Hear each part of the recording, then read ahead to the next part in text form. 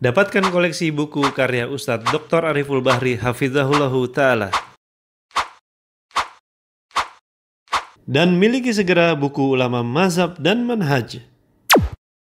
Wa yaghfir lakum dzunubakum wa man yuti'illah wa rasulahu faqad faza fawzan 'azima. Amma ba'du fa inna asdaqal hadithi kitabullah wa khairul hadi hadi Muhammadin sallallahu alaihi wasallam wa syarrul umuri muhdatsatuha fa inna kulla muhdatsatin bid'ah wa kulla bid'atin dhalalah. Ikhwatul Islam, saudara kaum muslimin, para tetamu Allah rahimani wa rahimakumullah. Alhamdulillah, kita selalu dan senantiasa bersyukur kepada Allah Subhanahu wa taala atas segala limpahan karunia, kasih sayang, kesehatan dan kesempatan yang Allah berikan kepada kita. Dan di antara salah satu doa yang diajarkan oleh baginda Rasulullah sallallahu alaihi wasallam, yang mana tidak boleh kaum muslimin kecuali mengucapkannya siang dan malam. Di antara salah satu doa yang diajarkan oleh Nabi sallallahu alaihi wasallam, Allahumma inna nas'aluka al-'afwa wal-'afiyata wal-mu'afa. Doa yang hanya singkat saja, tapi itu merupakan intisari daripada kehidupan kita di dunia. Allahumma inna nas'aluka al-'afwa wal-'afiyata wal-mu'afa. Ya Allah, sesungguhnya kami meminta kepadamu agar senantiasa diberikan kesehatan, kemaafan, kekuatan di dalam beribadah, dan kemudahan di dunia dan di akhirat sana. Sehingga kalimat yang singkat ini mencakup semua makna kebaikan dunia dan akhirat. Makanya Abdullah atau Abbas paman Nabi sallallahu alaihi wasallam pernah bertanya kepada Nabi, "Ya Rasulullah, ajarkan kepadaku doa yang sangat luar biasa, doa yang akan memberikan manfaat dunia dan akhirat." Maka Nabi sallallahu alaihi wasallam mengatakan, "Ya amma Rasulillah, salillah al-afiyah." Mintalah kepada Allah Subhanahu wa taala kesehatan. Karena kesehatan dan kesempatan adalah dua nikmat yang terlalaikan, dan itu disebutkan oleh Nabi sallallahu alaihi wasallam. Sehingga kita yang diberikan kesehatan oleh Allah, kemudian Allah berikan kesempatan, maka di antara salah satu cara mensyukuri nikmat tersebut adalah dalam rangka mencari ridha Allah Subhanahu wa taala. Sehingga seorang muslim, mereka tidak boleh melewatkan harinya kecuali mengucapkan kalimat yang indah ini. Kemudian salawat beriringkan salam semoga senantiasa tercurahkan bagi junjungan alam Nabi kita yang mulia, uswah dan qudwah kita bersama, Muhammad bin Abdullah sallallahu alaihi wasallam. Berbicara tentang Nabi sallallahu alaihi wasallam, kita berbicara melebihi daripada kita bercerita tentang orang tua kita sendiri. Orang yang paling berjasa kepada kita secara langsung adalah ayah dan ibu. Tapi kalau seandainya kita berbicara tentang Nabi, maka ayah dan ibu kita harus kita cintai Nabi melebihi cinta kita kepada mereka berdua.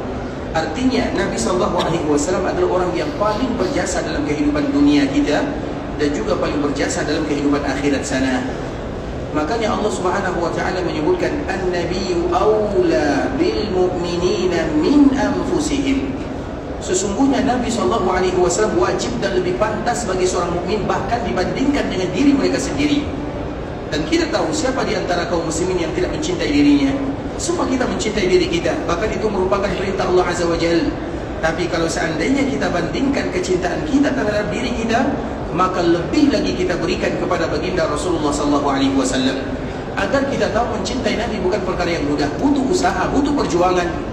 Mencintai Nabi dengan ucapan, mencintai Nabi dengan lisan, mencintai Nabi dengan amalan dan perbuatan, itulah yang harus dilakukan seorang muslim dalam rangka mewujudkan cinta kepada baginda Rasulullah sallallahu alaihi wasallam.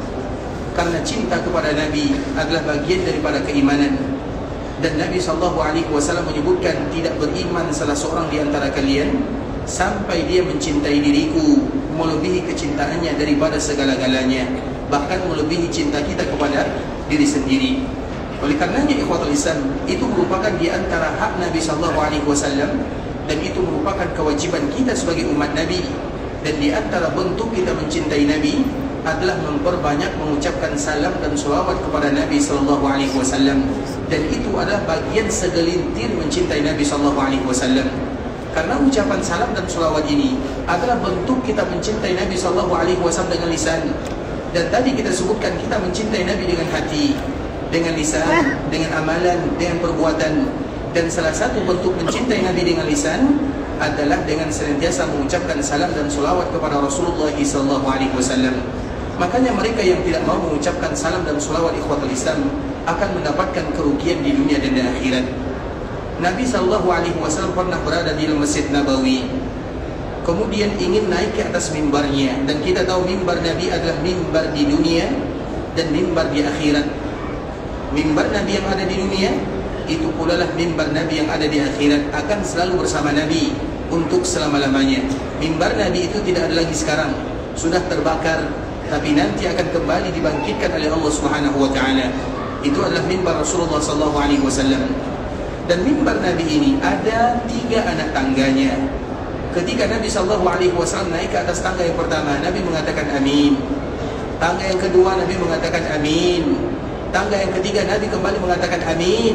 Sehingga para sahabat yang mendengarkan Nabi mengucapkan kalimat amin. Dan kalimat amin itu artinya Allahumma stajib. Kalimat amin itu artinya Allahumma stajib, ya Allah, ijabalah kalimat kami ini, atau doa kami ini, atau permintaan kami ini. Kemudian ikhwatul Islam, para sahabat mereka merasa heran, ya Rasulullah, kami mendengarmu mengucapkan kalimat amin, kemudian kamu ucapkan lagi kalimat amin, kemudian kamu kembali mengucapkan kalimat amin. Maka Nabi SAW menyebutkan, atani Jibril, Jibril datang kepadaku. Kemudian Jibril mengatakan, merugi, raghima anfu, merugi seseorang. Siapa yang merugi? Ada 3 sifatnya. Yang pertama, mereka yang mendapatkan orang tuanya atau salah satu di antara keduanya, tapi tidak menyebabkan mereka bisa masuk ke dalam surga. Artinya mereka lalai dari mengurus orang tuanya, terkhusus dikala mereka sudah tua. Mengurus orang tua dikala mereka masih bisa berdiri sendiri, dikala masih bisa berjalan, bisa makan, itu semua orang bisa melakukannya. Tapi yang membuat orang bisa masuk ke dalam surga ketika orang tuanya membutuhkan dirinya. Kemudian Nabi mengatakan amin, artinya celaka orang yang tidak mengurus orang tuanya, terutama dikala mereka sudah tua. Kemudian yang kedua, malaikat mengatakan celaka seseorang yang mendapatkan Ramadan, maka dia keluar dari Ramadan namun tidak diampunkan dosanya. Artinya Ramadan itu semestinya harus menghilangkan semua dosa yang ada pada diri manusia, itu semestinya. Tapi apabila ada orang yang tidak hilang dosanya, berarti banyak yang dia lalai dari beribadah kepada Allah Azza wa Jalla. Maka aku juga mengatakan amin. Kemudian yang ketiga, celaka seorang laki-laki. Dikhususkan di sini laki-laki, bukan berarti hanya laki-laki saja, masuk perempuan juga di dalamnya. Celaka salah seorang di antara kalian yang apabila mendengarkan nama Nabi SAW, tapi mereka tidak mau mengucapkan salawat kepada Rasulullah SAW, dan Nabi mengatakan amin. Artinya celaka seorang hamba yang tidak mau mengucapkan salam dan salawat kepada baginda Rasulullah SAW.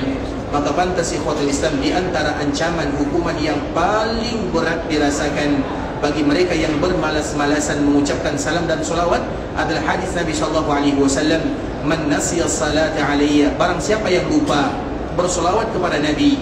Dan lupa itu berarti cinta mereka masih dipertanyakan, karena orang yang kita cintai tidak mungkin kita lupakan. Dan kita selalu memberikan analogi, kita berada di Madinah hanya 3 hari atau 4 hari, tapi setiap hari kita menelpon anak dan keluarga kita di kampung halaman. Padahal kita meninggalkan mereka hanya 1 minggu atau 2 minggu. Tapi banyak kaum muslimin mereka yang meninggalkan Nabi 1 minggu, 2 minggu, 1 bulan, 2 bulan. Mereka tidak lupa atau mereka lupa kepada Nabinya. Bagaimana mereka lupa kepada Nabinya? Mereka tidak lagi mau mengucapkan salam dan salawat dengan lisan dan lidahnya. Maka itulah yang disebutkan oleh Nabi, barang siapa yang lupa mengucapkan salawat kepadaku, maka nanti mereka salah melangkah menuju surga. Kalau kita salah melangkah menuju surga, siapa yang akan memberikan syafaat kepada kita untuk masuk ke dalam surga Allah Azza wa Jalla? Karena kita tahu di dalam surga tidak boleh satupun yang masuk ke dalamnya kecuali dibawa oleh baginda Rasulullah SAW. Karena surga itu tidak akan pernah terbuka kecuali untuk baginda Muhammad bin Abdullah, sesuai dengan pesan Allah Subhanahu wa taala kepada penjaganya yang bernama Khazinul Jannah, atau penjaga surga, jangan dibuka pintunya kecuali untuk Muhammad bin Abdullah SAW. Kemudian ketika pintu surga ini dibuka, maka di saat itulah Nabi meminta syafaat kepada Allah untuk memasukkan umatnya ke dalam surga. Jadi masuk ke dalam surga tidak langsung begitu saja, tidak. Misalnya kita melakukan amalan, kita melakukan kebaikan karena kita masuk surga, bukan karena amalan. Kalau karena amalan kita masuk surga, semua kita akan masuk neraka. Artinya kalau dibandingkan amalan yang kita lakukan dengan nikmat yang kita dapatkan, tidak akan pernah sebanding. Sehingga Nabi SAW menyebutkan, tidak ada di antara kalian yang masuk surga dengan amalannya, tapi karena karunia Allah Azza wa Jalla. Dan di antara bentuk karunia Allah adalah ketika Nabi SAW diberikan izin untuk memberikan syafaat kepada umatnya. Sehingga ketika pintu surga dibuka, bukan berarti semuanya masuk surga, tidak, tunggu dulu. Kemudian apa yang terjadi? Nabi memohon kepada Allah, minta izin. Kalau bahasa kita izin tersebut adalah syafaat, agar umatnya masuk ke dalam surga, maka diizinkan. Kemudian Nabi mengantarkan umatnya ke dalam surga, bukan hanya masuk, tapi diantarkan oleh baginda Rasulullah SAW sesuai dengan kedudukan mereka masing-masing. Dan bukan hanya sampai di situ saja. Ketika mereka sudah mendapatkan bagian surga, Nabi kembali meminta syafaat kepada Allah. Ya Allah, angkat derajat mereka yang ada di dalam surga, sampai mereka mendapatkan kedudukan yang paling mulia yang tidak pernah mereka bayangkan untuk selama-lamanya. Begitu Nabi SAW kepada umatnya. Kasih sayang Nabi bukan hanya di dunia, sampai di akhirat sana. Apakah dengan kita mendengarkan kalimat-kalimat seperti ini, masih banyak di antara kita yang malas mengucapkan salam dan salawat kepada Nabi SAW? Maka itu merupakan tanggung jawab yang harus kita laksanakan, ikhwatul Islam. Selalu kita mengucapkannya, dan waktu kita sangat banyak. Sebenarnya kalau kita mau mengucapkan kalimat ini mudah sahaja. Misalnya dari hotel ke Masjid Nabawi, mungkin jarak kita 200 meter, 300. Kalau kita mengucapkan kalimat selawat ini, ikhwatul Islam, maka kita akan mengucapkan lebih daripada 100 selawat kepada Nabi SAW. Belum lagi pulangnya, itu baru satu salat pergi pulang, belum lagi nanti salat yang lain. Terlalu banyak waktu kita yang kita lalaikan untuk mengucapkan kalimat yang mulia. Karena kalimat ini adalah kalimat yang akan menentukan status kita di akhirat sana, bahkan juga menentukan status kita di dalam surga Allah Azza wa Jalla. Dan itu merupakan di antara bentuk keagungan bagaimana kita mencintai baginda Rasulullah SAW. Salah satunya adalah memperbanyak salam dan salawat kepada baginda Muhammad bin Abdullah sallallahu alaihi wasallam. Allahumma salli ala Muhammad wa ala ahli baitihi wa ala azwajihi wa dhurriyyatihi kama sallaita ala Ibrahim wa ala ali Ibrahim innaka Hamidum Majid. Allahumma barik ala Muhammad wa ala ahli baitihi wa ala azwajihi wa dhurriyyatihi kama barakta ala Ibrahim wa ala ali Ibrahim innaka Hamidum Majid. Dan selawat ini, ikhwatul Islam, merupakan selawat yang mencakup semuanya. Berselawat kepada Nabi SAW, berselawat kepada keluarga Nabi, berselawat kepada istri Nabi, dan berselawat kepada zuriyat Nabi. Masuk semuanya di dalam kalimat selawat ini. Sehingga kita senantiasa mengulang-ulang kalimat selawat ini, ikhwatul Islam, karena ini merupakan selawat yang paling indah, mencakup semuanya. Kita bukan hanya berselawat kepada Nabi Muhammad SAW, juga bukan kepada Nabi Ibrahim alaihissalam, tapi juga kepada ahlul bait Nabi, juga kepada istri-istri Nabi, juga kepada zuriat Nabi sallallahu alaihi wasallam. Dan ini merupakan di antara bentuk kecintaan kita kepada Nabi dan kecintaan kita kepada orang-orang yang dicintai oleh Nabi sallallahu alaihi wasallam. Ikhwatul Islam, saudara kaum muslimin, para tetamu Allah rahimani wa rahimakumullah. Pada kesempatan kali ini kita akan kembali melanjutkan pembahasan tentang Makkah dan Madinah, yang secara umum kita ingin kembali mengulang hadis Nabi SAW yang dikeluarkan oleh Imam Ahmad dan juga oleh Imam Ibnu Majah dari sahabat Jarir bin Abdullah radhiyallahu ta'ala anhuma. Salatun fi masjidi hada, salatun fi masjidi afdalu min 100 min alfi salatin fi ma siwa illa al-masjid al-haram, wa salatun fil masjidil haram afdalu min 100 alfi salatin fi ma siwa. Orang yang salat di dalam Masjid Nabawi lebih afdal dibandingkan dengan 1000 salat.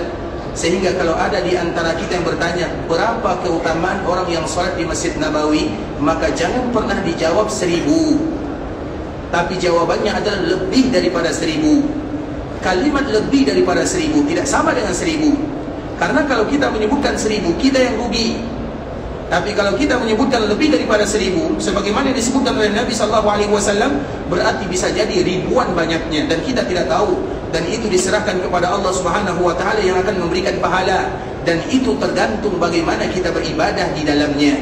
Artinya ini merupakan ajang kita berlomba untuk mendapatkan pahala yang dijanjikan oleh Allah dan yang disebutkan oleh baginda Rasulullah SAW. Makanya dalam riwayat disebutkan khairum min alfi salat, lebih baik. Di dalam riwayat yang kedua disebutkan afdalu min alfi salah, lebih afdal. Yang pertama lebih baik, yang kedua lebih afdal, artinya lebih daripada 1000. Dan itu adalah salat yang kita lakukan sendirian. Sedangkan salat berjamaah tentunya dilipat gandakan, ikhwatul Islam. Karena orang yang sholat berjamaah tidak sama dengan orang yang sholat sendirian. Artinya ternyata pahala sholat itu memiliki keutamaan yang banyak sekali, sehingga dianjurkan bagi kaum muslimin, sholat apapun namanya, lakukanlah dikala mereka berada di Madinah, lakukanlah di dalam masjid Rasulullah SAW.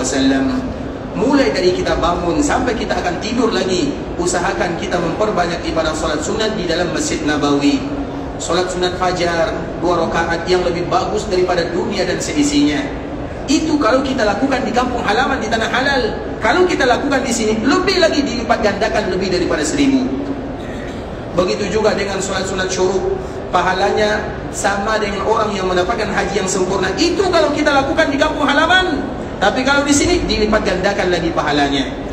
Belum lagi sholat sunat duhanya, belum lagi rawatibnya, belum lagi salat 4 rakaat sebelum zuhur, 4 rakaat setelahnya, 4 rakaat sebelum asar, 2 rakaat setiap antara azan dan iqamat, belum lagi qabliyah, belum lagi ba'diyah, belum lagi witir, belum lagi tahajud. Lakukan semuanya.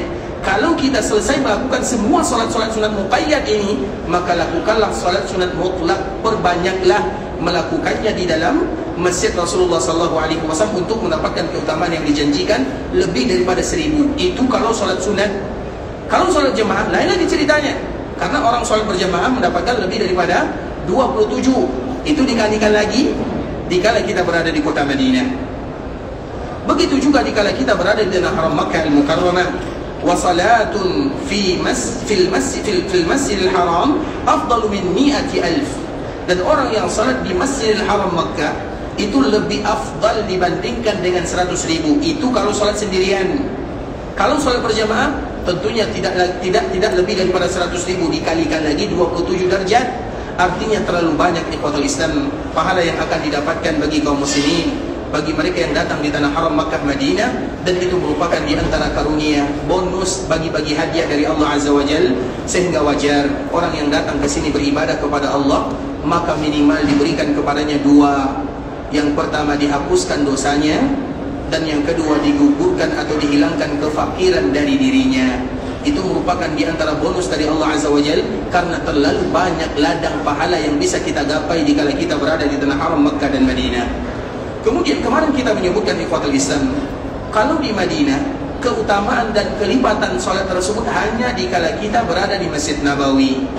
Dan Masjid Nabawi itu adalah semua masjid yang dilakukan perluasan untuk Masjid Nabawi. Karena yang pertama kali melakukan perluasan untuk Masjid Nabawi adalah Nabi sallallahu alaihi wasallam. Yang pertama kali melakukan perluasan untuk Masjid Nabawi adalah Nabi, bukan Umar, bukan Utsman, bukan yang lainnya. Tapi Nabi yang pertama kali melakukan perluasan. Sehingga siapapun yang datang setelah Nabi, ketika mereka melakukan perluasan, seolah-olah Nabi sudah memberikan izin secara amalan dan perbuatan, lakukanlah perluasan agar semua pahala bisa didapatkan oleh mereka-mereka yang ada di tanah haram Madinah. Tapi itu khusus di bagian masjid saja. Mana Masjid Nabawi? Semua yang dilakukan perluasan untuk Masjid Nabawi maka disebut dengan Masjid Nabawi. Kalau tidak lagi disebut dengan perluasan Masjid Nabawi, maka mereka tidak mendapatkan pahala yang dijanjikan oleh Nabi SAW. Sedangkan kalau di Makkah Al-Mukarramah, kelipatan pahala yang dijanjikan oleh Nabi SAW lebih afdal daripada 100.000. Apakah di bangunan masjid atau mencakup semuanya? Maka kemarin kita menceritakan di ikhwatul Islam, dan kita telah menyebutkan 2 dalil bahwa mencakup semua area tanah haram. Siapapun yang solat di tanah haram Makkah, semua mereka akan mendapatkan keutamaan lebih daripada 100.000 dimanapun mereka berada. Dan itu merupakan di antara keutamaan yang ada di Makkah Al-Mukarramah, hadiah dari Allah Subhanahu wa taala kepada mereka yang bisa tinggal di sana atau mereka yang bisa berziarah ke Makkah Al-Mukarramah. Nah, sekarang kita sebutkan ikhwatul Islam alasannya. Mengapa pula kita harus mengatakan yang demikian? Kalau di Masjid Madinah hanya masjidnya, kalau di Masjid Makkah kenapa harus semuanya? Kenapa tidak bagian masjid saja? Atau perluasan yang dilakukan untuk Masjid Haram Makkah? Apa jawabannya ikhwatul Islam? Di antara salah satu jawabannya kita akan mulai dari cerita bagaimana Nabi SAW. Cerita ini ikhwatul Islam berawal dikala terjadinya perang Al-Ahzab. Perang Ahzab itu artinya perang Khandaq. Perang Khandaq itu artinya adalah perang yang ada paritnya di sana. Dan itu terjadi pada tahun ke-5 Hijriah. Di belakang atau di bagian kanan kota Madinah, di belakang Jabal Sili', ada namanya Masjid Khandaq. Disitulah ada yang namanya terjadi perang Al-Ahzab atau perang Khandaq. Allah Subhanahu wa taala mengabadikan cerita ini dalam Al-Quran. Wahai orang-orang yang beriman, ingat kisah dikala terjadi perang Khandaq. Ingat bagaimana musuh datang dari atas, dari bawah. Ija'ukum min fawqikum wa min asfala minkum wa izaghatil absar. Mata kalian itu terbelalak melihat musuh yang sangat banyak. Karena perang ini ikhwatul Islam terjadi di musim panas. Kemudian dalam masa betul-betul kaum muslimin dalam keadaan kekurangan semuanya. Bahkan disebutkan ikhwatul Islam, kalau ada di antara kita yang pernah merasa lapar, maka ingatlah bagaimana laparnya Nabi SAW. 3 hari 3 malam Nabi tidak makan di sana. 3 hari 3 malam. Kita jangankan 3 hari 3 malam, puasa saja itu sudah sulit salatnya, karena lalai, lelah, penat. Bagaimana dengan 3 hari 3 malam Nabi tidak makan di sana? Nabi minum iya, tapi Nabi tidak makan. Sehingga dikala para sahabat mengadu kepada Nabi, saking laparnya mereka ikhwatul Islam, mereka mengadu kepada Nabi, ya Rasulullah, kami lapar, coba lihat perut kami sudah diikat dengan satu batu. Karena apabila perutnya diikat, maka menekan ususnya atau menekan lambungnya, sehingga mengurangi rasa laparnya. Kemudian dikala mereka mengatakan yang demikian, ternyata Nabi sudah diikat dengan 2 batu di dalam perutnya atau di perutnya. Artinya dikala para sahabat lapar, Nabi lebih lapar daripada mereka semuanya. Kemudian dalam masa-masa seperti ini, mereka harus menggali parit dalam ikhwatul Islam 5 atau 6 meter ke bawah. Kemudian 5 kilo atau 6 kilo panjangnya dengan alat yang sederhana. Tidak ada alat-alat yang kita saksikan sekarang, dan itu di gurun atau di tempat yang banyak bebatuannya. Betul-betul pekerjaan yang sulit dan rumit. Sehingga Allah Subhanahu wa taala menyebutkan dalam Al-Quran bahwa perang ini merupakan perang ujian dari Allah kepada orang-orang yang beriman. Hunalika batuliyal mu'minuna wa zulzilu zilzalan syadida. Ketika terjadi perang Ahzab, Allah menguji orang-orang mukmin, sehingga mereka yang bukan mukmin, mereka gagal dalam ujian. Maka mereka meninggalkan Nabi dan para sahabat yang lainnya. Dan betul ikhwatul Islam, sebagian orang-orang yang ada kemunafikan dalam hatinya, mereka tidak bisa bertahan, sehingga mereka meninggalkan Nabi dengan berbagai macam alasan.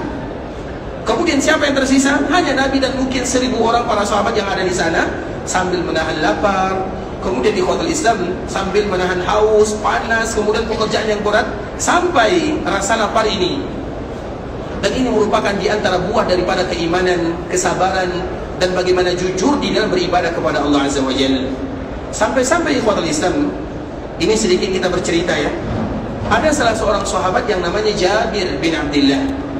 Sahabat ini merupakan sahabat yang masyhur, dan sahabat ini termasuk di antara salah satu yang paling banyak meriwayatkan hadis dari Nabi, terutama hadis yang berkaitan dengan haji dan umrah.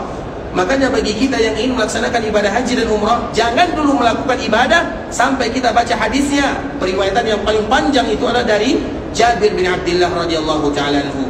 Makanya sebagian orang-orang yang ada di sini, kalau mereka anaknya lahir di bulan-bulan haji, dan bulan-bulan haji itu ikhwatul Islam, bulan mulai dari hari raya Idul Fitri sampai hari raya Idul Adha, itu semuanya disebut dengan hari dan bulan-bulan haji. Apabila ada di antara mereka yang lahir anaknya di bulan haji, maka mereka langsung menamakan anaknya dengan Jabir. Makanya banyak nama orang Jabir, terutama mereka yang lahir di bulan-bulan haji, untuk mengenang bahwa ini merupakan perawi satu-satunya yang paling panjang meriwayatkan hadis bagaimana ibadah yang dilakukan oleh Rasulullah SAW. Dan memang Jabir ini adalah sahabat yang sangat mulia. Namanya Jabir, ayahnya Abdullah. Dan mereka ada 2 sahabat Nabi. Hanya saja Abdullah ayahnya meninggal di kala terjadi perang Uhud karena mereka berebutan. Jabir mengatakan kepada ayahnya, biar saya yang ikut wahai ayah anda, kamu di rumah karena kamu sudah tua. Ayahnya marah, saya tidak mau, karena saya tua saya harus ikut. Pada akhirnya mereka mengadu kepada Nabi, siapa yang harus ikut, karena mereka tidak bisa ikut kedua-duanya. Mereka meninggalkan keluarga perempuan, karena Abdullah banyak anak perempuan, artinya Jabir banyak saudara perempuannya, saudari perempuannya, tidak mungkin dua-duanya ikut. Pada akhirnya yang ikut adalah Abdullah. Dikala Abdullah ini ikut perang Uhud, maka dialah yang pertama kali menjadi syahid di Uhud sana. Sehingga setiap kali kita pergi berziarah ke syuhada Uhud, maka di sana ada namanya Abdullah, ayahnya sahabat Jabir bin Abdullah radhiyallahu taala anhuma.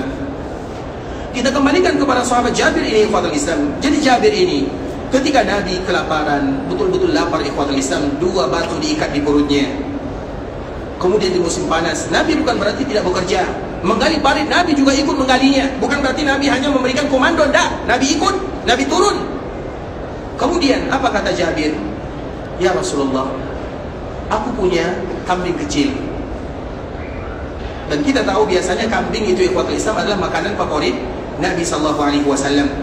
Dan kaedah yang harus kita ingat, tidak mungkin makanan favorit Nabi itu mendatangkan kolesterol. Iya atau tidak? Makanan favorit Nabi kambing. Biasanya kalau kita makan kambing alergi kan, terutama di daerah kita banyak ininya. Sebenarnya kambing itu ikhwatul Islam adalah makanan favorit Rasulullah SAW, dan tidak mungkin itu mendatangkan penyakit. Apa biasa penyakitnya? Yang membuat kolesterol itu bukan kambingnya, bumbunya. Makanya jangan banyak bumbu. Kecapnya ya. Tadi ikhwatul Islam. Kemudian Jabir mengatakan, ya Rasulullah, saya punya kambing kecil, mungkin belum lengkap umurnya 1 tahun. Dan itulah satu-satu harta yang dimiliki oleh Jabir. Karena Nabi SAW sudah berhari-hari tidak makan. Maka dia mengatakan, ya Rasulullah, aku punya sedikit makanan, cukup untuk 5 atau 6 orang. Kemudian ikhwatul Islam, maka apa kata Rasulullah SAW? Iya, nanti kami akan datang ke rumahmu. Karena Jabir sudah memerintahkan istrinya untuk masak kambing ini. Kemudian ada adonan rotinya. Jadi kambing dengan roti dimakan. Ketika Jabir mengundang Nabi, coba bayangkan apa yang dilakukan oleh Nabi SAW. Nabi tidak mungkin kenyang, sedangkan para sahabatnya berada dalam kelaparan. Tidak mungkin. Dan itu bukan sifat Nabi SAW. Maka itu juga merupakan sifat yang harus ditularkan kepada umat Nabi. Jangan biarkan tetangga kita, keluarga kita kelaparan, sedangkan kita diberikan nikmat oleh Allah Azza wa Jalla.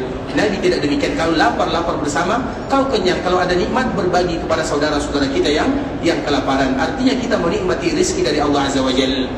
Kemudian ikhwatul Islam, baru saja Jabir mengatakan, ya Rasulullah, makanannya cukup untuk 5 atau 6 orang. Silakan engkau panggil sahabat-sahabat dekatmu, Abu Bakar, Umar, Utsman, Ali, siapa lagi sahabat dekat Nabi SAW. Dan kita tahu semua sahabat dekat dengan Nabi. Maka setelah Jabir mengatakan kalimat ini, Nabi langsung mengumumkan kepada orang yang ada di Khandaq, wahai penduduk Khandaq, wahai para sahabatku, ketahuilah Jabir mengundang kita makan siang, yang jumlah mereka kurang lebih 1000 orang. Coba kita bawakan kepada kita, kita undang tamunya 100, yang datang 1000. Apa yang terjadi? Kita lari. Coba yang gak diikuti itu bukan perkara yang mudah bagi Jabir. Undangannya untuk 5 orang, yang diundang 1000 orang. Maka Jabir mengatakan, ya Rasulullah, undangannya cukup untuk 5 orang saja, karena nanti Jabir ini malu. Kemudian apa kata Rasulullah SAW? Wahai Jabir, pergi kamu pulang. Sebutkan kepada istrimu, keluargamu, jangan pernah dibuka. Kambing yang tadi sudah dimasak jangan dibuka. Adonan roti juga jangan dibuka sampai aku yang membukanya. Kemudian di saat itulah ikhwatul Islam, Nabi SAW membawa semua pasukan yang ada di Khandaq, yang tadi mereka sedang bekerja dalam keadaan lapar. Bayangkan 3 hari 3 malam tidak makan, kemudian menemukan makanan. Coba bayangkan bagaimana makannya. Kemudian ikhwatul Islam, maka Nabi SAW dikala sampai di rumah Jabir, memerintahkan mereka masuk 10-10. Masuk 10 orang, mereka makan dengan kenyang. Keluar masuk lagi 10, sampai selesai 1000 orang, bahkan lebih daripada 1000.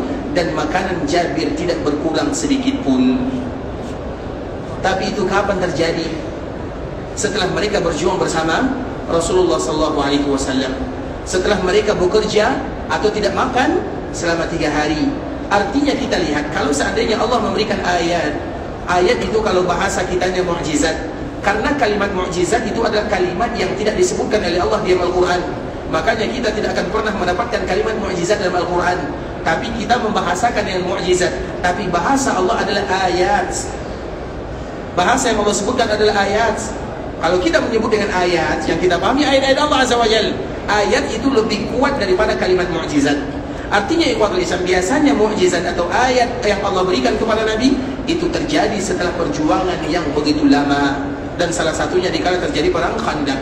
Terlepas daripada itu semua ikhwatul Islam, kemudian para sahabat akhirnya mereka kenyang, diberikan rezeki oleh Allah Azza wa Jalla. Jabir yang melihat keajaiban yang terjadi kepada dirinya, tentunya itu atas keberkahan yang ada pada diri Rasulullah SAW. Kemudian setelahnya ikhwatul Islam dilanjutkan, para sahabat mereka melanjutkan pekerjaannya. Kemudian tiba-tiba datanglah musuh dari depan, dari belakang. Musuh itu ikhwatul Islam banyak sekali, maka disebut dengan Ahzab. Ahzab itu artinya sekutu. Itu berkumpul semua orang Arab dari Mekah, ketuanya orang Mekah Abu Sufyan, kemudian berkumpul semuanya datang ke kota Madinah. Kemudian mereka membuat makan dengan orang Yahudi yang ada di dalam Madinah. Nabi membuat parit ini ikhwatul Islam supaya orang luar tidak bisa masuk. Tahu-taunya orang Yahudi yang ada di dalam kota Madinah, yang semestinya mereka harus menolong Nabi, karena mereka sudah janji dengan Nabi, mereka yang menolong Nabi atau sama-sama menolong kota Madinah, tapi mereka berkhianat kepada Nabi, sehingga musuh Nabi dari luar dan dari dalam. Makanya Allah mengatakan hunalika batuliyal mu'minun. Orang-orang mukmin betul-betul diuji oleh Allah Subhanahu wa taala. Wa zulzilu zilzalan syadida. Digoncangkan diri mereka itu goncang. Kalaulah bukan karena kekuatan dari Allah, pertolongan dari Allah, maka mereka semuanya lari meninggalkan Nabi sallallahu alaihi wasallam. Berat ikhwatul Islam. Kemudian dikala terjadi, datanglah orang-orang musyrikun. Ketika mereka datang, mereka heran, terkejut. Mereka tidak pernah melihat ada yang namanya parit. Tiba-tiba dikala mereka ingin masuk ke kota Madinah, mereka dihalangi oleh parit, sehingga tidak ada di antara mereka yang berhasil menembus, kecuali hanya mungkin 1 atau 2 orang saja, dan itu pun keluarganya Nabi sallallahu alaihi wasallam. Maka terjadi perlawanan ikhwatul Islam antara Ali bin Abi Thalib dengan orang ini, yang mana pada akhirnya Allah berikan kemenangan kepada Ali bin Abi Thalib. Terlepas daripada itu semua, sehingga orang-orang musyrikun mereka tetap menunggu di sana sampai beberapa hari. Kemudian di malam harinya, maka Allah pun utus pertolongan kepada Allah, kepada Nabi-Nya, kepada kaum muslimin. Datanglah badai besar yang menghancurkan semua tenda mereka, kemah mereka, tempat tinggal mereka, peralatan mereka, barang-barang yang mereka bawa hancur semuanya. Sehingga Abu Sufyan mengatakan kepada orang-orang Quraisy, ayo kita pulang dan aku akan pulang. Maka di saat itulah mereka pulang meninggalkan kota Madinah. Dan Nabi mengatakan setelah ini mereka tidak akan pernah berani lagi kembali ke kota Madinah. Itu adalah akhir peperangan di mana Nabi didatangi. Setelahnya Nabi akan mendatangi. Jadi perang ini, ikhwatul Islam, perang Ahzab ini, itu adalah akhir di mana Nabi didatangi. Nabi bertahan di kota Madinah. Setelah tahun ke-5, maka Nabi keluar, dan itu terbukti kapan? Pada tahun ke-6 Hijriah. Makanya pada tahun ke-6 Hijriah ini, ikhwatul Islam, Nabi SAW bermimpi. Apa mimpi Nabi? Bahwa Nabi SAW memasuki Masjidil Haram. Makanya dikala mimpi ini tersebar, para sahabat mereka semangat. Maka terjadilah yang namanya, atau Nabi melakukan umrah yang pertama. Itulah umrah yang dilakukan oleh Nabi SAW, disebut dengan umrah yang pertama, yaitu umrah pada tahun ke-6 Hijriah, dan disebut dengan umrah Hudaybiyah. Kenapa disebut dengan umrah ini ikhwatul Islam? Dan kenapa Nabi melakukan ibadah umrah? Karena Nabi tadi menyebutkan bahwa setelah tahun ini orang-orang musyrikun mereka tidak akan berani lagi datang ke kota Madinah. Makanya Nabi berani untuk datang melaksanakan ibadah umrah. Kemudian ikhwatul Islam, dikala Nabi melaksanakan ibadah umrah, melakukan perjalanan, sampailah Nabi di batasan tanah haram, namanya Hudaybiyah. Dan Hudaybiyah itu adalah bagian daripada tanah haram. Bagian tanah haram itu ikhwatul Islam Hudaybiyah. Kemudian Tan'im itu Masjid Aisyah. Kemudian Ji'rana itu merupakan kemudian Masjid Namirah. Masjid Namirah yang ada perbatasan, separuh bagian depan adalah bagian tanah haram, separuh belakang bukan bagian daripada tanah haram. Sebagian depan itu adalah bagian Arafah, sebagian belakang bukan bagian daripada Arafah. Itu adalah batasan-batasan tanah haram, karena memang Arafah adalah ujung daripada tanah haram yang ada di Mekkah Mukarramah. Itu adalah batasannya. Jadi batasannya, kalau ada di antara kita yang umrah, atau mereka yang tinggal di Mekkah, atau mereka yang tinggal di bagian miqat, maka mereka miqatnya di tanah halal. Dan tanah halalnya yang pertama Hudaybiyah, yang kedua Tan'im atau yang dikenal dengan Masjid Aisyah, dan yang ketiga adalah Ji'rana, dan yang keempat adalah Masjid Namirah. Itu adalah batasan-batasan tanah haram, yang mana itu merupakan di antara miqatnya orang-orang yang ada di Mekkah. Karena orang yang melaksanakan ibadah umrah dan rumah mereka berada di antara Mekkah dan miqat, maka miqatnya adalah tanah halalnya, tanah halal yang ada di Mekkah. Sedangkan bagi kita yang ada di luar, miqatnya lain. Makanya Jeddah itu ikhwatul Islam bukan miqat bagi kita yang datang dari luar, tapi miqat bagi mereka yang ada di sana. Bisa dipahami? Makanya tidak boleh kaum muslimin mereka menjadikan Jeddah sebagai miqat. Kenapa? Karena sudah ada Qarnul Manazil, atau sudah ada Yalamlam, atau sudah ada yang sebelumnya. Maka tidak boleh bagi kita menjadikan itu sebagai miqat. terutama bagi kita yang melakukan penerbangan dari kampung halamannya langsung menuju Jeddah dan langsung pergi ke Mekah Al-Mukarramah, maka jangan jadikan Jeddah sebagai miqatnya. Bisa dipahami? Kemudian di ikhwatul Islam, pada akhirnya Nabi SAW melakukan perjalanan pada tahun ke-6 ini. Nah, dikala sampai di Hudaybiyah, maka Nabi SAW dihalangi. Ada Khalid di sana, Khalid ibn Walid, ada Amr bin As, ada Ikrimah, ada orang-orang pemuka Quraisy. Mereka menghalangi Nabi SAW dan tidak mengizinkan Nabi SAW untuk masuk. Padahal Nabi sudah melihat di dalam mimpi, dan mimpi Nabi adalah wahyu dari Allah Azza wa Jalla, bahwa kaum muslimin pada tahun itu mereka akan memasuki Masjidil Haram. Sehingga Allah Subhanahu wa taala menyebutkan dalam suratul Fatah. Suratul Fatah itu ikhwatul Islam namanya suratul Fatah. Inna fatahna laka fatham mubina. Fathu Mekah yang terjadi pada tahun ke-8 Hijriah, dan inilah mukaddimahnya. Jadi Fathu Mekah itu ikhwatul Islam, mukaddimahnya ada kejadian ini. Allah Subhanahu wa taala menyebutkan humul ladzina kafaru wa saddukum anil masjidil haram. Coba perhatikan ayat ini. Sesungguhnya orang-orang yang tidak beriman, orang-orang yang kufar kepada Allah, mereka menghalangi kaum muslimin dari Masjidil Haram. Padahal Nabi SAW berada di mana? Nabi berada di mana? Di Hudaybiyah. Hudaybiyah. Dan Hudaybiyah itu adalah ujung daripada tanah haram. Nah, Allah mengatakan orang-orang musyrikun, mereka menghalangi Nabi dan para sahabatnya untuk memasuki Masjidil Haram. Artinya Hudaybiyah itu disebutkan oleh Allah Subhanahu wa taala dengan kalimat Al-Masjidil Haram. Bisa dipahami? Ini masih sambungan pelajaran kita yang sebelumnya, ikhwatul Islam, bahwa kalimat Al-Masjidil Haram, karena kalimat Al-Masjidil Haram di dalam Al-Quran itu banyak disebutkan oleh Allah. Kemarin kita berbicara tentang Isra dan Mi'raj, subhanalladzi asra bi'amrihi lailan minal masjidil haram. Sekarang kita berbicara lagi tentang kejadian Hudaybiyah. Nabi SAW berjanji kepada sahabatnya, dan janji Nabi pasti, karena janji Nabi berarti janji Allah Azza wa Jalla. Makanya ayat setelahnya, laqad sadaqallahu rasulahu ru'ya bil haqq. Allah membenarkan mimpi Nabi, karena mimpi Nabi itu pasti. Apa mimpi Nabi? La tadkhulunnal masjidal haram, bahwa kalian tahun 6 ini, tahun ke-6 pasti akan memasuki Masjidil Haram. Nyata-nyatanya kaum muslimin, mereka tidak jadi memasuki Makkah Al-Mukarramah, mereka tidak sampai di Ka'bah Al-Musyarrafah, tapi mereka sampai di Hudaybiyah. Tak mungkin Allah mungkiri janji, atau Nabi SAW berdusta kepada para sahabatnya, tak mungkin. Sehingga dari sini para sahabat menyebutkan di ikhwatul Islam, Hudaybiyah di mana Nabi ditahan di sana, itu adalah bagian daripada tanah haram, dan Allah menyebutkan kalimat tersebut dalam Al-Quran 2 kali, diulang oleh Allah dengan kalimat Al-Masjidil Haram. Artinya semua tanah haram yang ada di Makkah Al-Mukarramah Allah katakan dengan kalimat Al-Masjidil Haram. Makanya orang yang mengatakan bahawa semua tanah di Makkah bukan bagian daripada Masjidil Haram, maka bisa jadi mereka menentang ayat ini. Takut-takutnya Nabi berdusta kepada sahabatnya, dan itu tidak mungkin terjadi. Sehingga ikhwatul Islam, ketika Nabi sampai di Hudaybiyah, Nabi tidak jadi masuk melaksanakan ibadah umrah. Kemudian apa yang terjadi?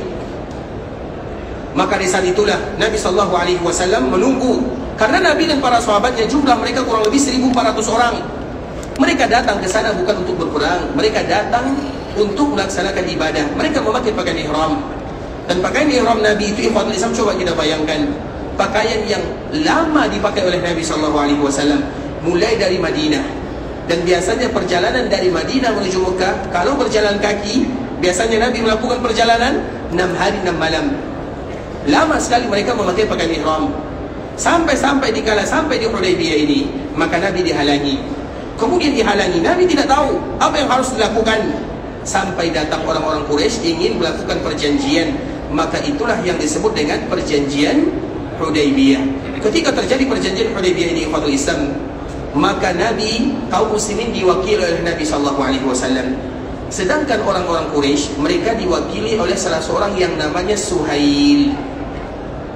Suhail ini ikhwatul Islam, makanya Suhail, kalau ada kita yang punya keturunan, Suhail ini merupakan di antara nama yang bagus, karena nama itu menunjukkan orangnya. Suhail itu, ketika yang datang Suhail, maka sesuai dengan artinya. Suhail itu artinya yang memberikan kemudahan. Ketika Suhail datang, Nabi mengatakan kepada para sahabatnya, urusan kalian akan mudah, sesuai dengan nama orangnya. Makanya memberikan nama. Nama itu ikhwatul Islam, sebagian para ulama menyebutkan dari nama kalian kami akan tahu siapa ayah kalian. Dari nama kalian kami akan tahu bagaimana kualitas ayah kalian. Karena seorang ayah memberikan nama tentu dengan kualitas yang ada pada dirinya. Makanya para ulama menyebutkan dari nama kalian kami tahu siapa ayah kalian. Sehingga nanti kalau Allah berikan kepada kita keturunan, pilih nama yang terbaik, nama yang akan menunjukkan jati dirinya. Jangan nama-nama yang berat. Karena di dalam agama itu banyak nama yang berat di Islam, seperti misalnya Abdul Jabbar. Itu bukan ringan, berat, maknanya berat. Atau misalnya nama anak kita misalnya Qawi, misalnya. Ada nama-nama yang berat di Islam. Dan nama-nama yang berat itu tentunya nanti akan memberatkan anak kita, karena kita akan memanggilnya siang dan malam.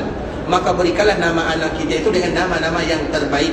Dan tidak ada nama yang terbaik kecuali Abdullah, Abdul Rahman, atau ta'bid kepada Allah Azza wa Jal, atau nama-nama para sahabat Nabi, atau nama-nama para Nabi. Itu merupakan nama-nama yang terbaik. Tak usah kita cari nama keluar sana, apalagi sampai ke negeri Eropa untuk mencari nama anak. Cari kepada Nabi dan para sahabat Nabi, karena mereka adalah pedoman kita semuanya. Makanya dikala Suhail ini datang, Suhail ini ikhwatul Islam, Suhail ini, kenapa Suhail menjadi utusan orang-orang musyrikun? Suhail ini adalah orang yang pandai berbicara dan bagus retorikanya. Dia disebut dengan khutabaul Arab. Dia itu adalah orang yang paling bagus berbicara. Makanya Suhail yang diajak atau Suhail yang dijadikan bertemu dengan Nabi SAW. Nah, jika Suhail datang, apa kata Nabi? Urusan kalian akan dipermudah. Karena yang datang itu adalah Suhail, dan Suhail itu artinya mudah. Makanya di antara salah satu nama yang bagus adalah Suhail. Dan Suhail ini ikhwatul Islam, dia dulu termasuk orang yang menjadi tawanan dikala terjadi perang Badar. Dan Suhail ini adalah orang yang selalu memberikan provokasi kepada orang-orang musyrikun untuk melawan Nabi, karena dia bagus berbicara. Kemudian dikala terjadi perang Badar ikhwatul Islam, maka dia termasuk orang yang menjadi tawanan. Dikala dia ditawan, maka dilihat oleh Umar. Apa kata Umar? Umar ini orangnya tegas, tidak keras, tegas dalam agama. Maka dia langsung minta izin kepada Nabi, ya Rasulullah, izinkan diriku untuk mencabut giginya. Kesal dia kepada Suhail, karena Suhail inilah yang selalu memberikan provokasi kepada orang-orang Quraisy untuk melawan Nabi SAW. Karena biasanya dia khutbah itu ikhwatul Islam, orang yang memancing. Jadi dia bagus, kalau dia yang berbicara semua orang akan mendengarkan kalimatnya, bagus bahasanya. Sehingga Umar bin Khattab dengan bagus bahasa tersebut, karena dikala terjadi perang Badar ikhwatul Islam, Suhail lah salah satu yang memberikan provokasi kepada orang-orang musyrikun untuk melawan Nabi. Dikala dia menjadi tawanan, Umar mengatakan, ya Rasulullah, izinkan diriku untuk mencabut giginya, karena gigi inilah yang selalu memberikan atau menjadikan kita sebagai musuh. Karena nanti kalau dia tidak punya gigi, malu dia berbicara. Itu adalah tujuan daripada Umar. Izinkan diriku untuk mencabut giginya. Kalau Nabi mengizinkan Umar, maka tanggal gigi Suhail semuanya. Dicabut oleh Umar bin Khattab. Umar kita tahu, jangankan gigi, leher saja diputuskan oleh Umar bin Khattab radhiyallahu ta'ala anhu. Umar. Dan itu adalah masalah agama. Kemudian di khutbah Islam, apa kata Nabi? Jangan lakukan yang demikian. Itu adalah Nabi. Nabi adalah orang yang paling bijaksana. Jangan wahai Umar, suatu saat nanti dia akan membuat engkau bangga. Iya, sekarang dia menjadi musuh kita semuanya. Kemudian dia yang memberikan provokasi, dia yang memancing emosi, dia yang akan melawan kita, iya. Tapi suatu saat nanti engkau akan mendengarkan, dia akan membuat kita semuanya bangga dan kaum muslimin bangga. Betul ikhwatul Islam. Ketika Nabi SAW wafat, kapan Nabi wafat? Siapa yang tahu? Angkat tangan. Kalau tidak tahu, bahaya. Kapan Nabi wafat SAW? Tahun ke? Bukan 13. Tahun ke berapa? 13 atau 14? 13. 11 atau 13? 11. Kenapa tahun 11? Karena Nabi di Madinah 10 tahun. Berapa umur Nabi dikala datang ke kota Madinah?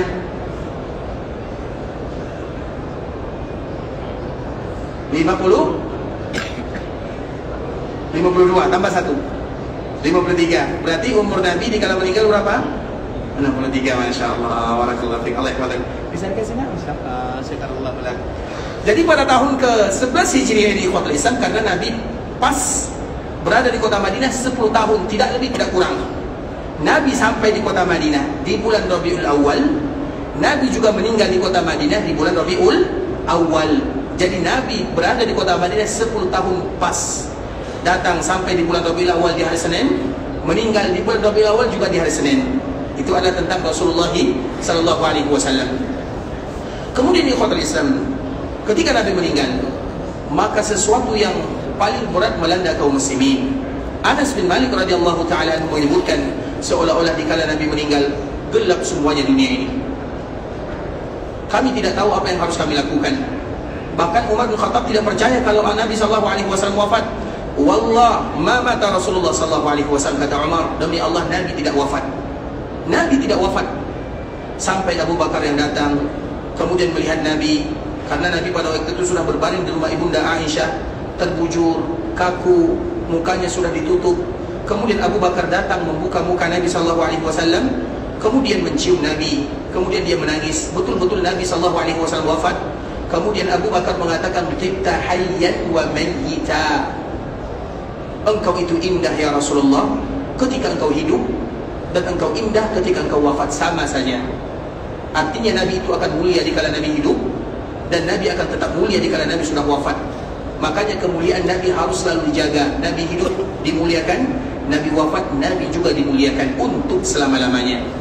Kemudian di ikhwatul Islam, maka Abu Bakar memberikan keterangan kepada para sahabatnya, Nabi SAW sudah wafat. Nah, dikala Nabi wafat ini tidak semudah yang dibayangkan. Itu musibah. Wafatnya Nabi adalah musibah yang melanda dunia. Kalau kita berada di zaman Nabi, mendengarkan kabar Nabi wafat, kita tidak tahu. Kita termasuk orang yang percaya atau tidak, kita tidak tahu. Berat sekali ikhwatul Islam. Sekelas dan selevel Umar saja. Umar, dia mengatakan, demi Allah Nabi tidak wafat. Umar, apalagi kita. Tapi itu adalah hukum Allah yang ada di dunia. Makanya Allah menyebutkan, afa in mitta fahumul khalidun. Wahai Muhammad, karena sebelum ayat ini dalam surah Al-Anbiya, Allah menyebutkan, wa ma ja'alna li basyarin min qablikal khuld. Tidak ada yang namanya manusia sebelum engkau kekal di dunia, tidak ada satupun.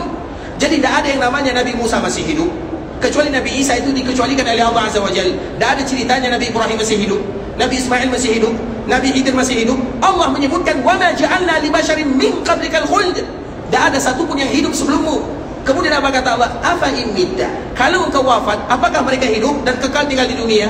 Seolah-olah Allah mengatakan di dalam ayat ini, kalau ada yang kekal tinggal dalam kehidupan dunia, maka Nabilah yang pantas kekal tinggal dalam kehidupan dunia. Bisa dipahami ayatnya? Afa in mitta, kalau engkau wafat, afahumul khalidun, apakah mereka kekal? Artinya kalau ada yang tinggal di dunia, maka Nabilah orangnya. Tapi Nabi juga tidak kekal di dunia. Maka Allah mengatakan, wa ma ja'alna li basyarin min qablikal khuld. Kemudian Allah berbicara, kullu nafsin dha'iqatul maut. Jadi ayat ini satu potongan ikhwatul Islam, atau satu kesatuan. Makanya nanti kita baca dalam surah Al-Anbiya, baca semuanya. Kemudian ikhwatul Islam, ketika Nabi wafat, itu adalah musibah yang melanda dunia. Dan di antara salah satu musibah, ketika orang-orang yang tadinya berbondong-bondong masuk Islam, apalagi mereka-mereka yang tinggal di Badiyah, yang tidak berjumpa dengan Nabi, mereka pun kembali berbondong-bondong keluar dari Islam. Dan itu adalah orang yang tinggal di Badiyah. Badiyah itu tinggal di pedalaman. Makanya Nabi melarang tinggal di pedalaman, tidak bergabung dengan orang-orang atau kaum muslimin yang lainnya. Kenapa? Karena bisa jadi menyebabkan kita tidak tahu tentang agama Allah Azza wa Jalla. Itu dulu. Kalau sekarang alhamdulillah dimudahkan oleh Allah Subhanahu wa taala. Mau yang tinggal di kota, mau tinggal di kampung, semuanya sama. Tapi al-badiyah itu artinya mereka yang tinggal di pedalaman, karena mereka lah orang-orang yang pertama kali keluar dari agama Allah Subhanahu wa taala. Dan salah satu yang keluar dari agama Allah adalah orang-orang Mekah. Karena orang Mekah itu ikhwatul Islam, kapan mereka baru masuk dalam agama Islam? Kapan mereka baru masuk Islam? Kapan? Ketika terjadi Fatu Mekah. Kapan Fatu Mekah? Tahun ke-8 Hijriah. Masih 2 tahun. Itu pun tidak semuanya. Ada di antara mereka yang baru masuk Islam tahun ke-9. Ada pula di antara mereka yang tidak mau masuk Islam, kemudian pada akhirnya masuk ke dalam agama Islam. Sehingga dikala terdengarnya wafat Nabi SAW, itu kesempatan bagi mereka semuanya. Mereka keluar berbondong-bondong. Maka di saat itulah, tadi siapa namanya? Suhail bin Amr. Sesuai dengan janji Nabi SAW, dikala Umar ingin mencabut giginya, suatu saat nanti engkau akan dibuat bangga dengannya. Dan inilah momennya. Dikala orang-orang Mekah, mereka ingin berbondong-bondong, baru ingin ya, belum lagi, baru ingin. Maka di saat itulah Suhail ini berdiri di atas Ka'bah atau di dekat Multazam. Ada tangga di sana. Kemudian dia pun berdiri. Dia memberikan nasihat kepada orang-orang Mekah. Dan di antara salah satu kalimat yang beliau sampaikan, kalimat yang singkat, tapi membuat orang-orang Mekah mereka kokoh di dalam agama baginda Rasulullah SAW. Suhail mengatakan, wahai orang-orang Mekah, la takunu akhir man aslam wa awwalu man irtadd. Wahai kalian penduduk Mekah, jangan kalian menjadi orang-orang yang terakhir masuk Islam dan pertama kali keluar darinya. Itu bahasa tingkat tinggi kalau bahasa kitanya. Karena orang-orang ikhwatul Islam, kalau orang-orang yang pintar itu bagus berbicara, kalimatnya sedikit tapi maknanya dalam. Kalau orang yang panjang bicaranya seperti kami ini, berarti isinya kosong. Itulah intinya. Makanya kalimat Amr bin Suhail bin Amr ini sedikit.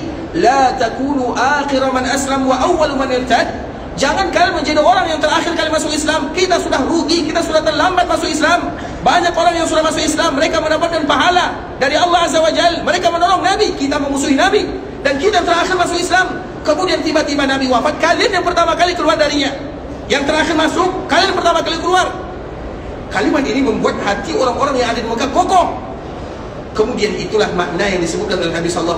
Dan Umar mengetahui kejadian ini, dan dia pun mengatakan, sadaqallahu wa sadaqa rasuluhu SAW. Sungguh benar Allah dan sungguh benar Rasulnya. Kalau seandainya Umar mencabut giginya, bagaimana dia berbicara? Dia malu, karena dulu tidak ada tukang gigi ya. Artinya ikhwatul Islam, bagaimana dia berbicara? Tapi itulah yang membuat penduduk Mekah semuanya mereka berada dan tegak di dalam agama Allah Subhanahu wa taala dengan satu kalimat yang diucapkan oleh orang yang tadi umat ingin mencabut giginya. Itulah yang namanya hidayah. Sehingga ikhwatul Islam, kalau kita melihat ada orang yang mungkin sekarang memusuhi kita atau menjelek-jelekkan kita, bisa jadi suatu saat nanti mereka akan berbalik. Mereka akan sayang kepada kita, kita pun sayang kepadanya. Atau sebaliknya, bisa jadi orang sekarang mencintai kita, bisa jadi besok tidak akan mencintai kita lagi. Itulah yang namanya manusia. Maka jangan jadikan standar cinta dan benci karena dunia. Jadikan standar cinta dan benci karena Allah Subhanahu wa taala. Kalau standar kita Allah, maka kita tidak akan kecewa. Tapi kalau standar kita benci dan cinta karena dunia, maka siap-siaplah kita semua akan kecewa dengannya. Itu merupakan kaidah. Makanya Nabi SAW memberikan nasihat kepada Umar. Iya, sekarang kamu benci kepadanya, tak tahu. Tapi benci itu bukan hanya sebatas benci. Tapi Nabi menyebutkan bagaimana hikmahnya, dan salah satunya adalah bagaimana dia memberikan manfaat kepada penduduk atau orang-orang yang ada di Mekah Mukarramah. Terlepas daripada itu semua ikhwatul Islam, kita lanjutkan lagi masalah Hudaybiyah ya. Karena yang berjanji dengan Nabi adalah Hudaybiyah, dengan Nabi adalah Suhail. Jadi dikala perjanjian dilakukan ikhwatul Islam, maka ada beberapa isinya. Isi yang pertama, dilakukan gencatan senjata, artinya tidak boleh berperang selama 10 tahun. Yang kedua, kaum muslimin tidak boleh melaksanakan ibadah umrah pada tahun itu. Padahal, dan ini yang kita bahas, padahal Nabi sudah berjanji bahwa kaum muslimin akan memasuki Masjidil Haram. Berarti Nabi tidak jujur dalam janjinya. Tidak. Ketika mereka berada di Hudaybiyah, maka kaum muslimin mereka sudah berada di dalam Masjidil Haram. Iya, mungkin mereka tidak umrah, tapi mereka sudah berada di ujung tanah haramnya. Maka disebutkan oleh Allah Al-Masjidil Haram. Jelas sampai di sini? Dan itu adalah di antara dalil yang menguatkan ikhwatul Islam bahwa kalimat Al-Masjidil Haram mencakup semua area tanah haram yang ada di Mekah Al-Mukarramah, dan Hudaybiyah salah satunya. Kemudian ikhwatul Islam, ketika Nabi tidak diizinkan masuk melaksanakan ibadah umrah, maka di saat itulah Nabi SAW tidak punya pilihan, dan Nabi sudah berjanji dengan orang-orang musyrikun, dan janji wajib ditepati. Kemudian ikhwatul Islam, karena ibadah umrah ini ibadah yang lain dari yang lain, haji dan umrah ibadah lain dari yang lain. Kita contohkan misalnya, kalau kita melaksanakan ibadah salat, kemudian tiba-tiba kita ingin buang hajat, misalnya Masjid Nabawi, Allahu Akbar, kita sudah rakaat pertama, tiba-tiba perut kita sakit, apa yang harus kita lakukan? Lanjutkan salat atau selesaikan hajat? Selesaikan hajat, kita akan telat berjamaah, bisa jadi jamaah selesai. Gimana? Lanjutkan salat atau selesaikan hajat? Selesaikan hajat. Betul nih. Karena nanti kalau kita lanjutkan salat, kita akan marah-marah sama imamnya. Lama lagi rukuknya, lama lagi sujudnya. Padahal bukan lama, perut kita yang sakit. Makanya selesaikan dulu hajatnya. Sesuatu yang menghalangi ibadah, maka itulah yang harus kita prioritaskan. Walaupun kita tidak mendapatkan jemaahnya, maka selesaikan hajat. Kemudian di ikhwatul Islam, dikala kita menyelesaikan hajat atau dikala kita ingin salat, kemudian kita ingin keluar, berarti sebelum kita pergi menyelesaikan hajat, maka kita keluar dari salat. Nah, keluar dari salat itu bagaimana? Sebagian para ulama menyebutkan di ikhwatul Islam, kaidah salat tahrimuhat takbir wa tahliluhat taslim. Salat itu ada haramnya, ada halalnya. Sebagaimana kita dikala melaksanakan ibadah, ada haramnya, ada halalnya. Kalau orang yang melaksanakan haji dan umrah, ada haramnya, disebut dengan pakaian ihram. Karena dikala mereka memakai pakaian ini, mereka akan ihram, haram. Dan halalnya kapan? Dikala mereka mencukur rambutnya, maka disebut dengan tahallul. Ada haramnya, kapan halalnya di ujungnya. Maka ada haram, ada halalnya. Kalau salat begitu juga, ada haramnya, ada halalnya. Maka Ali bin Abi Thalib menyebutkan haramnya ada takbir, maka disebut dengan takbiratul ihram. Haram namanya, artinya haram bagi kita melakukan apapun yang boleh sebelumnya kita lakukan. Ketika kita sudah mengucapkan Allahu Akbar, maka disebut dengan ihram, disebut dengan takbiratul ihram. Halalnya kapan? Assalamualaikum. Jadi haramnya takbir, halalnya salam. Nah, tiba-tiba di tengah perjalanan salat kita ingin halal atau kita ingin menyelesaikan hajat. Nah, bagaimana cara kita keluar dari salat? Dari sinilah sebahagian para ulama menyebutkan dihalalkan dulu selama uzurnya adalah uzur syar'i. Dihalalkan salatnya karena sudah haram. Jangan keluar begitu saja, harus dihalalkan. Apa halalnya? Salam. Bisa dipahami? Jadi nanti kalau ada di antara kita yang batal wudhunya, iya, kita tidak terlepas daripada perbezaan para ulama. Kalau ada di antara kita yang membatalkan salatnya, kemudian ada hajat misalnya buang air ataupun yang semisalnya, maka halalkan salatnya. Bagaimana halalnya? Disalam dulu, karena itu merupakan kaidah yang disebutkan oleh hadis yang tadi telah kita sampaikan. Nah, terlepas daripada itu semua, ketika kita keluar, apa konsekuensinya? Apakah ada dendanya? Tidak ada dendanya.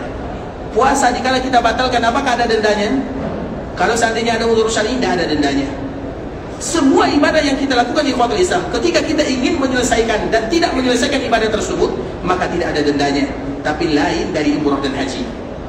Umrah dan haji, ketika kita sudah masuk labbaik Allahumma umrah, labbaik Allahumma hajjah, kemudian kita ingin tidak jadi melaksanakannya, boleh atau tidak? Boleh membatalkan atau tidak? Boleh atau tidak?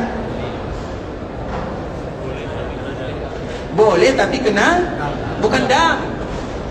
Boleh tapi kena kafarat. Karena kalau kita bilang dam itu khusus menyembelih. Tapi kalau kita bilang kafarat, maka banyak. Bisa jadi menyembelih bagi mereka yang sanggup. Bagi mereka yang tidak sanggup bisa jadi berpuasa 10 apa? 10 tahun. 10 hari. Disebutkan oleh Allah Subhanahu wa taala. Maka itu perbezaan ibadah umrah dan haji ini. Tidak boleh kita keluar darinya kecuali kita bayar kafarat. Artinya tidak bebas bagi kita keluar. Maka itulah makna firman Allah, sempurnakanlah haji dan umrah untuk Allah. Artinya kalau kalian sudah masuk, jangan mundur lagi. Tidak sama dengan ibadah yang lainnya. Kemudian di ikhwatul Islam, Nabi sudah melaksanakan ibadah atau sudah berniat, sudah mengucapkan ihram, dan mereka tidak bisa masuk ke Ka'bah Musyarrafah. Maka di saat itulah Nabi harus melakukan konsekuensinya. Apa konsekuensinya? Yang pertama, tentunya dam-dam yang tadi dibawa atau sembelihan yang dibawa, karena kebetulan Nabi membawa 70 ekor onta. Itu bukan jumlah yang sedikit, dan itu semuanya ingin disembelih di tanah haram. Kemudian Nabi SAW juga memerintahkan para sahabatnya bercukur, karena apabila ada orang yang melaksanakan ibadah ini, tahu-tahu dia tidak jadi masuk, dia sudah berniat, bisa jadi karena ada halangan ataupun yang lainnya, kemudian dia tidak jadi bisa melanjutkan perjalanan, maka hendaklah dia bayar kafaratnya dan cukur rambutnya. Kemudian di ikhwatul Islam, ketika Nabi memerintahkan para sahabat mencukur rambutnya, maka para sahabat tidak mau. Tidak mau ini ikhwatul Islam tentu ada makna di dalamnya. Karena zaman Nabi itu adalah zaman wahyu. Apa makna zaman wahyu? Zaman wahyu itu masih ada kemungkinan wahyu berpindah dari satu kepada satu yang lainnya. Artinya masih zaman nasikh dan mansukh. Bisa jadi Allah turunkan hukum ini, kemudian pada saat itu juga diturunkan hukum yang lain pada saat itu juga, karena kemaslahatan. Nah, para sahabat tidak mau mencukur rambutnya. bisa jadi nanti Allah menurunkan wahyu agar kalian kembali melaksanakan ibadah umrah, karena mereka sudah datang melakukan perjalanan 6 hari 6 malam. Kemudian sudah 6 tahun mereka tidak datang ke Mekah Al-Mukarramah. Mekah itu kampung halamannya.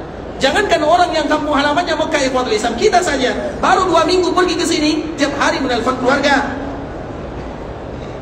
Makanya ibadah yang paling berat atau rangkaian ibadah, kegiatan yang paling berat dirasakan oleh mereka yang setelah melakukan haji dan umrah apa? Pulang kampung. Kita semangat ke sini untuk datang, tapi setelah selesai ibadah, maka yang harus kita prioritaskan bagaimana cepat pulang. Kapan pulang, kapan pulang, kapan pulang. Kalau umrah mungkin tidak, tapi kalau haji nanti coba sendiri. Dan semoga Allah berikan kesempatan kepada kita berhaji. Kemudian ikhwatul Islam, orang-orang Mekah di situ kampung halamannya, di situ mereka lahir. Nabi 53 tahun hidup di sana. Kemudian tiba-tiba sudah 6 tahun berpisah. Kemudian mereka ingin kembali, dihalangi. Itu bukan perkara yang mudah diterima. Maka para sahabat dikala Nabi mengatakan cukur rambut kalian, mereka tidak mau. Bukan berarti mereka membangkang kepada Nabi, tidak sama sekali. Tapi mereka berharap wahyu turun dari langit agar merubah keputusan ini. Yang tadinya mereka tidak jadi masuk, kemudian Allah turunkan wahyu, masuk kalian walaupun apa yang terjadi. Maka mereka akan memasukinya karena sudah terlalu rindu. Bukan berarti mereka tidak mau mengindahkan perintah Nabi SAW. Bisa dipahami? Karena zaman Nabi itu zaman wahyu. Maka keedahnya ikhwatul Islam, apapun yang dilakukan oleh para sahabat di zaman Nabi masih hidup, maka itu bukan perkara-perkara yang dibatalkan dalam agama apapun. Misalnya ada para sahabat yang melakukan ini, Nabi tidak melakukannya, jangan pernah ditanya kenapa demikian. Karena zamannya zaman wahyu. Zaman wahyu itu apa maknanya? Apapun yang dilakukan oleh para sahabat Nabi dan Nabi masih hidup, kalau seandainya mereka benar, Allah yang akan benarkan, berarti itu bagian dari agama. Tapi kalau seandainya salah, Allah akan menegurnya karena Nabi masih hidup. Tapi kalau Nabi sudah meninggal, maka perbuatan para sahabat terjadi perselisihan di kalangan para ulama. Bisa dipahami? Tapi kalau Nabi masih hidup, apapun yang dilakukan sahabat itu adalah bagian daripada wahyu. Makanya jangan pernah ada di antara kita mengatakan, Bilal ditanya oleh Nabi SAW, "Ya Bilal, aku mendengar sendalmu berada dalam surga, apa yang kamu lakukan?" Maka Bilal mengatakan, "Tidaklah aku berwudu kecuali aku sholat 2 rakaat." Berarti Bilal melakukan sesuatu yang tidak dilakukan oleh Nabi. Jangan. Zamannya zaman wahyu. Paham maknanya zaman wahyu? Artinya apapun yang mereka lakukan, Allah mengontrolnya. Ada wahyu dari Allah Azza wa Jalla. Walaupun Nabi tidak tahu, karena zamannya zaman wahyu. Makanya dikala Nabi wafat, yang membuat para sahabat bersedih, salah satunya apa? Apa yang paling membuat para sahabat bersedih? Wahyu terputus. Kalau wahyu terputus, bagaimana keadaannya ya Pak Islam? Kalau wahyu terputus, maka di saat itulah mulai terjadi problem sedikit demi sedikit. Karena wahyu tidak ada lagi. Dulu dikala mereka bergaduh, ada masalah, wahyu turun dari langit, Allah yang menyelesaikannya, ada Nabi. Tapi kalau Nabi sudah wafat, wahyu habis, selesailah tugas malaikat Jibril alaihissalam. Bisa dipahami sampai di sini? Kemudian ikhwatul Islam, ketika Nabi memerintahkan untuk mencukur, maka mereka tidak mencukurnya. Sehingga Nabi SAW melihat para sahabatnya, maka dia masuk. Kemudian kebetulan yang dibawa pada waktu itu adalah salah seorang wanita yang cerdas, namanya Ummu Salamah. Apa kata Ummu Salamah? "Ya Rasulullah, maukah aku sebutkan kepadamu bagaimana mudah memerintahkan sahabatmu agar mereka mencukur rambutnya?" Mudah saja. Maka tentu Nabi mengatakan iya. Apa kata Ummu Salamah? Besok kita sambung. Ikhwatul Islam, saudara kaum muslimin, pada tetamu Allah rahimani wa rahimakumullah. Karena waktu kita tinggal 2 menit lagi ya, insyaallah besok kita sambung. Bagi yang besok pergi ke Mekah, undur dulu. Baik, ikhwatul Islam, semoga Allah Subhanahu wa taala memberikan manfaat terhadap apa yang kita sampaikan. Dan pelajaran-pelajaran ini tujuannya satu, yaitu menunjukkan bahwa semua area Mekah disebut dengan Al-Masjidil Haram, sehingga siapapun yang beribadah di sana mendapatkan pahala yang dijanjikan oleh Allah dan oleh Rasulullah sallallahu alaihi wasallam. Yang benar dari Allah Subhanahu wa taala, yang salah dari diri kami pribadi karena kurangnya ilmu kami, karena kebodohan, karena kejahilan, karena ketidaktahuan kami mohon dimaafkan. Kalau ada kata-kata yang salah, kalimat-kalimat yang kurang tepat, bahasa-bahasa yang kurang bagus, kami mohon dimaafkan. Dan kita berharap kepada Allah agar Allah ampunkan dosa kita bersama, dosa keluarga kita, saudara-saudari kita, dan seluruh kaum muslimin. Kalau ada di antara kita yang ingin pergi ke Mekah, semoga diterima ibadahnya dan dikabulkan doanya oleh Allah Azza wa Jalla. Assalamualaikum warahmatullahi wabarakatuh.